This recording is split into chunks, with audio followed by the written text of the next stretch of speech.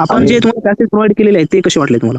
हा, ते खूप चांगले आहे. मी मागच्या वेळेसच घेतले होते तुमचे 2025च्या बॅचसाठी पॅसेज, आणि ते जरी आपण मारले त्या पद्धतीचे, तुमचे जर पॅसेज जर आरामात 10 पण मिनिटात होत असेल ना, तिथला आरामशीर पॅसेज होऊन जातो सर, असं मला वाटतं. लिपिक पदासाठी फॉर्म भरलेले विद्यार्थी इथंच चुका करतात आणि ऐन वेळेस त्यांना टायपिंग परीक्षेमध्ये 0 मार्क्स या ठिकाणी मिळतात.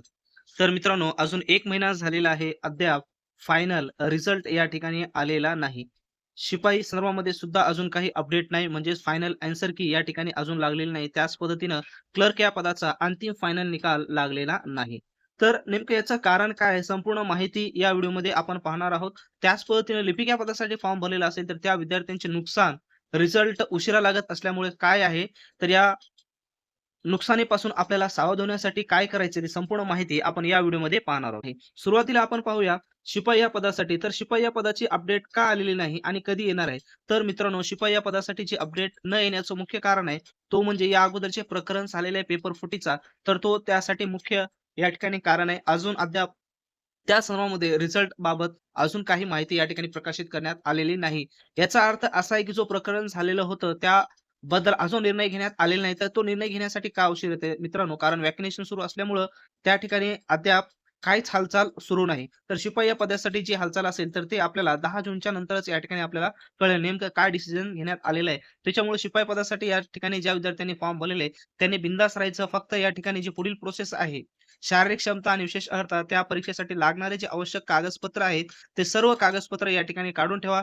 जेणेकरून मुलाखतीला जात असताना तुम्हाला कोणत्याही प्रकारची अडचण निर्माण होणार नाही. आता राहिला प्रश्न दुसरा, या ठिकाणी लिपिक या पदासाठी ज्या विद्यार्थ्यांनी फॉर्म भरलेला आहे, तर ते विद्यार्थी पहा, या ठिकाणी त्यांना चॉकलेट भेटणार आहे. कशा पद्धतीने भेटणार आहे पहा.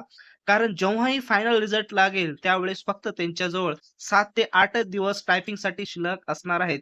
जे विद्यार्थी अशा भरोश्यावर बसलेले आहेत, की अजून रिझल्ट लागू द्या, त्यानंतर आपण टायपिंगची तयारी करूया. तर मित्रांनो, अशा भरोश्यावर जे विद्यार्थी बसलेले आहेत, त्यांचं पहा या ठिकाणी 7 ते 8 दिवसामध्ये ते कशी तयारी करतील टायपिंगची आणि कसं पास होतील, देव जाणो किंवा त्यांनी जाणो. कारण बरेच विद्यार्थ्यांनी कमेंट्स केलेले, "सर तुम्ही एवढी माहिती सांगता, परंतु अजून कट ऑफच लागलेला नाही किंवा अजून रिझल्टच लागलेला नाही."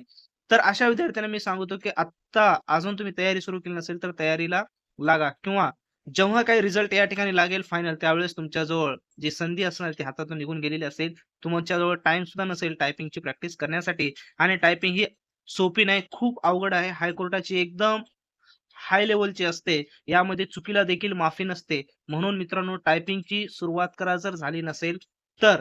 आता या ठिकाणी टायपिंगची सुरुवात करत असताना बऱ्याच व्यक्तींना बऱ्याच अडचणी या ठिकाणी येतात, की कशा पद्धतीने टायपिंग करावी? कोणत्या प्रकारचे पॅसेज त्या ठिकाणी यूज करावे. तर मित्रांनो, पॅसेज आपल्याजवळ अवेलेबल आहेत. ऑथेंटिक एक्झाम पॅटर्ननुसार या ठिकाणी आपण पॅसेज तयार केलेले आहेत. त्याची लिंक डिस्क्रिप्शन बॉक्समध्ये दिली आहे. त्या ठिकाणी जाऊन तुम्ही पॅसेज ते बाय करू शकता आणि आपण प्रोव्हाईड केलेले पॅसेज जर फक्त तुम्ही घरी प्रॅक्टिस करताना 9-9.5 मिनिटांमध्ये जर टाइप केलेले असतील, तर हायकोर्टचा पॅसेज 8 ते 8.5 मिनिटांमध्ये कंप्लीट त्या ठिकाणी होतो. त्याच्यामुळं रँडमली न तयारी करता पॅसेज यूज करा. ऑथेंटिक पॅसेज आहेत आणि त्याच पद्धतीनं लाईव्ह वेबिनार आपण 31 मेला आपण या ठिकाणी लाईव्ह वेबिनार ठेवलेला आहे. या वेबिनारमध्ये तुम्हाला ऑथेंटिक टायपिंग सर्वांमध्ये संपूर्ण माहिती दिली जाणार आहे. तुमच्या समस्या जेवढ्या असतील ते सर्व या ठिकाणी सॉल्व्ह केले जाणार आहेत आणि 20 पैकी 20 कशा पद्धतीने गुण घ्यायचे, त्यासाठी कोणकोणत्या गोष्टी आवश्यक आहेत किंवा इथपर्यंत आपल्याला कशापर्यंत पोहोचता येते, त्याची स्ट्रॅटेजी काय असली पाहिजे, केव्हा आपण याला टच करतो, 20 पैकी 20 मार्कला, हे संपूर्ण डिटेल्स आपण या वेबिनारमध्ये पाहणार आहोत. याची लिंक सुद्धा डिस्क्रिप्शन बॉक्समध्ये देण्यात आलेली आहे. आता राहिला प्रश्न, तुम्हाला या ठिकाणी माहिती सांगितली, उशीर रिझल्ट लागल्यामुळं लिपिक या पदासाठी ज्या विद्यार्थ्यांनी फॉर्म भरलेला आहे त्यांना काय नुकसान होते, आलं लक्षात? तर आता आपण पाहूया नेमकं क्लर्क या पदाची अपडेट म्हणजे फायनल रिझल्ट नेमकं कधी येऊ शकतो. तर मित्रांनो, या ठिकाणी जो फायनल अपडेट आहे किंवा रिझल्ट आहे, अंदाजे जर आपण पाहिलं, या ठिकाणी 10 ते 12 जूनच्या दरम्यानमध्ये किंवा 15 जूनच्या दरम्यानमध्ये आपल्याला फायनल कट ऑफची या ठिकाणी माहिती मिळू शकते किंवा अपडेट मिळू शकते. कारण आता आपण जी माहिती घेतलेली आहे, त्या माहितीनुसार कोणत्याही प्रकारची हालचाल सध्या तर सुरू नाही.